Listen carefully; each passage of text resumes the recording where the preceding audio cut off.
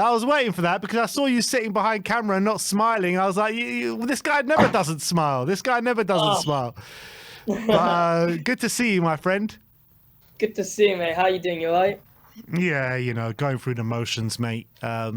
Very frustrating performance, wasn't it? What'd you put it down to today? Tell me you didn't think it was going to happen. Come on. Tell me you didn't think it was going to happen.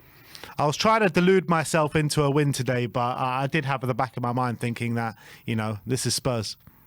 Yeah. Well, I mean, look, in a positive way, I kind of get a lot out of this game. We go into now a very hectic period of time, like you just mentioned. We got Bournemouth, Chelsea, etc. And we got a couple Europa League games. I mean, we're going. Then afterwards, we got the January transfer market, and if you can't tell me that after this game, you have to say that, okay, going to January, we got to go get an attacker. We have to get a right back or a left back, as in a full back. We got to get a full back, ideally a left back. We got to get stuff to change games around because this happens too much. The amount of times we go into games and we beat the harder teams, Aston Villa, City, and then we go lose to Fulham, Crystal Palace, Ipswich. I mean, obviously we didn't lose today; we got a draw. But I mean, it's like the players we got on the pitch just can't do anything. Then they're not hungry enough. I mean, what did you think in terms of the players that came onto the pitch? Did you think that was even the right move to even bring a Bergvall or Archie Gray onto the pitch? I thought it was a strange decision. However, the players on the pitch weren't doing it, were they? So, I mean, what other options do we have? We had to bring on. Wasn't Archie Gray the correct one, though? Say again? Wasn't Archie Gray bringing him on instead of Maddison or whoever was? Do you think that was a good decision? I don't know about good decision or not, but what I'm saying is Maddison wasn't doing anything the whole game. So we had to change something. I was calling for changes at half-time. I thought Kulusevski had to come on at half-time. Kulusevski came on a bit later than that. But apart from that, you look on the bench, Will Lancashire's the one probably that should have come on at that time. 100% agree. I think for me personally, I was targeting that right back.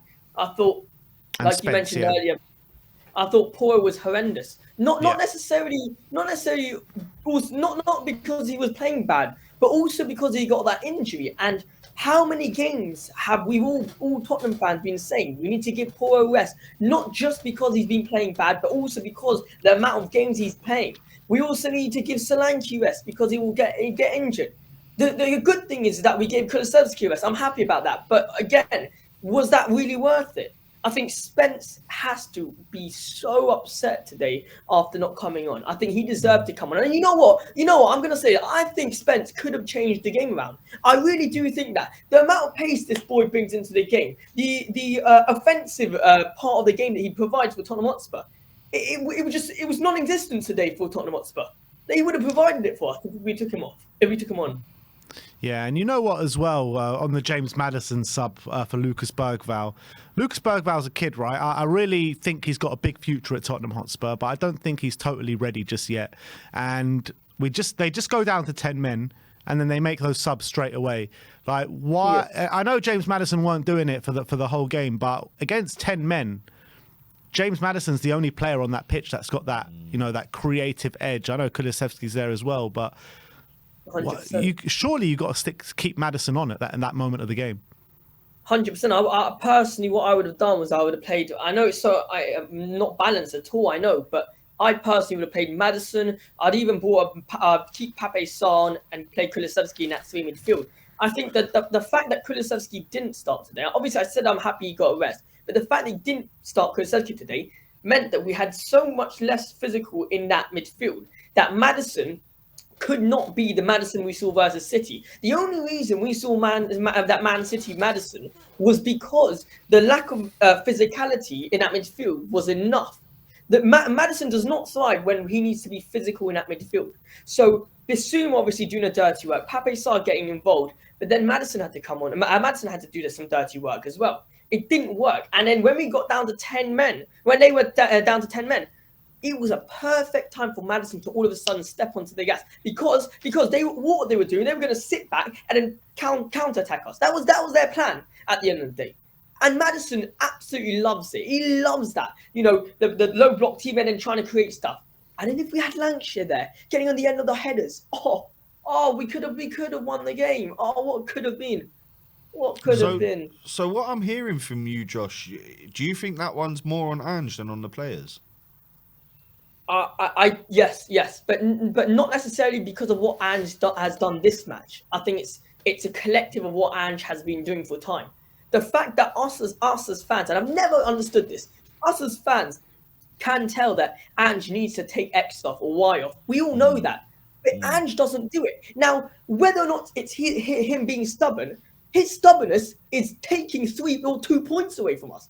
We could have gone away with 3 points. I truly believe if Ange would have made subs 15, 20 minutes earlier, even half time, things could have looked a lot different. The way Ange plays our back line, okay, and our midfield, it's just so bizarre. It's so bizarre.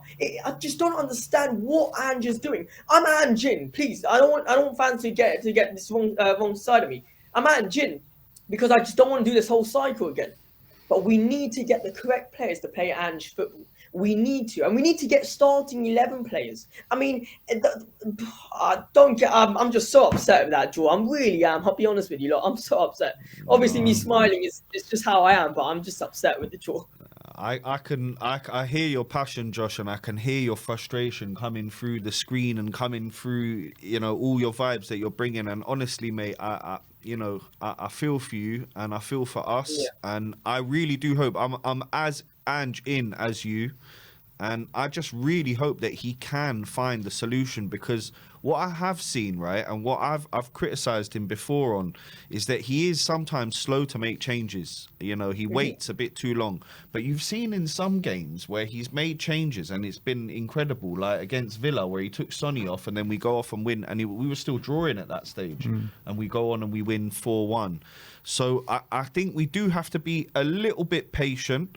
I think that it is critical that we give Ange the tools that he needs, and that means that, in January, basically, is what I'm talking about. And I just hope that he can figure it out.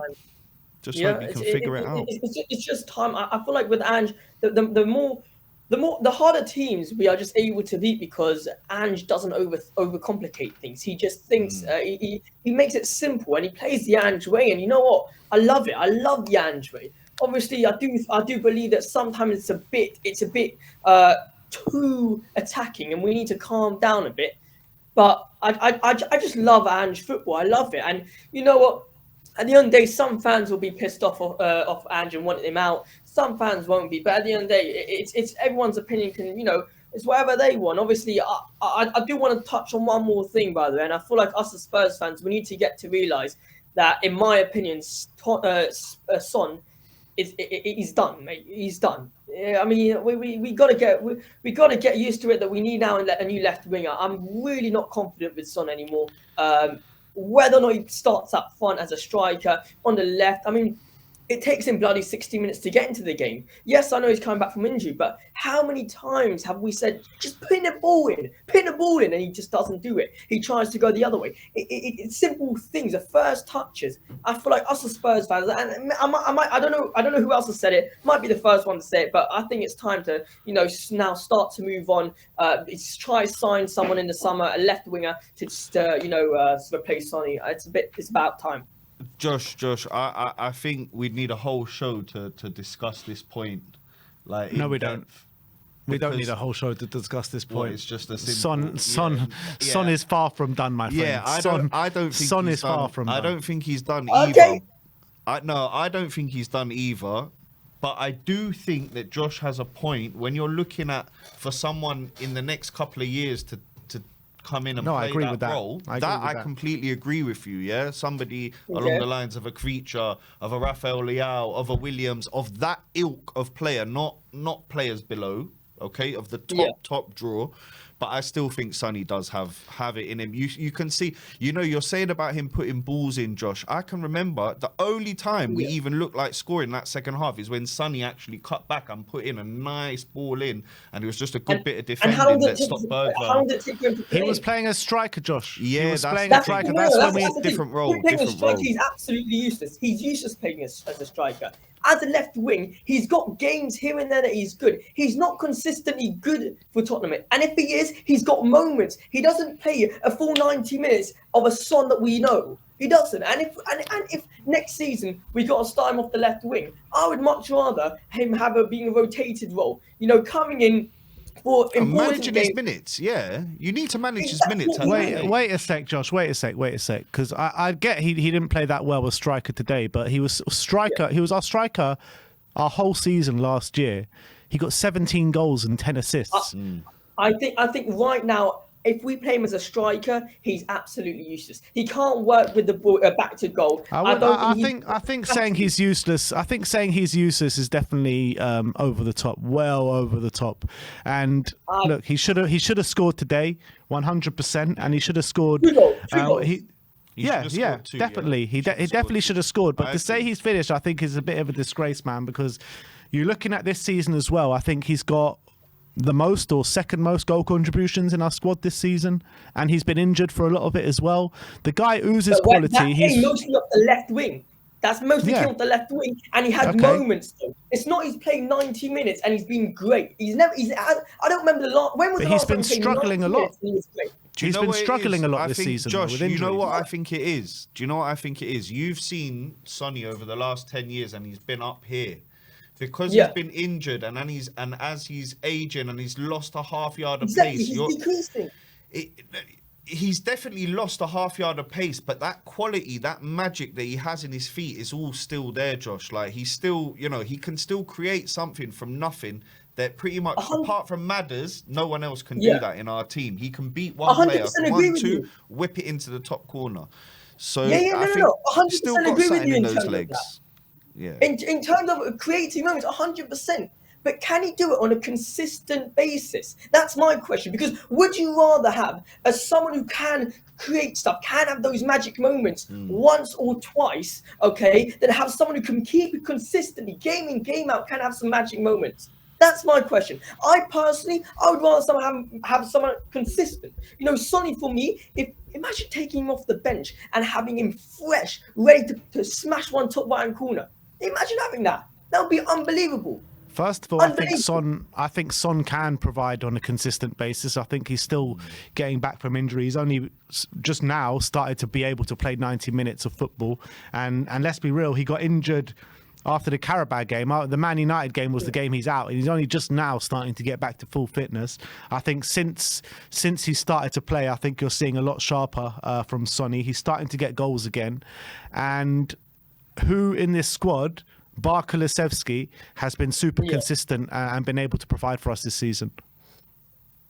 Yeah, no, you're right. It could be just because of the season. You're right, but also sorry. Last thing I'm going to say is that the way Ange wants to play, to have Son as one now with Dominic Solanke out, to have Son as one of those players who need to help the press with his running ability. I'm not a fan of it. Sorry, I don't want to go on because it's a bit long, that whole debate regarding Son. But that's just my thoughts on Son. Josh, always a pleasure to speak to you, my friend. Thank you for coming on, and hopefully we'll get to speak to you next time under better circumstances. Hopefully. Ladies and gentlemen, we'll be back with a smile on our faces. Come on, you Spurs.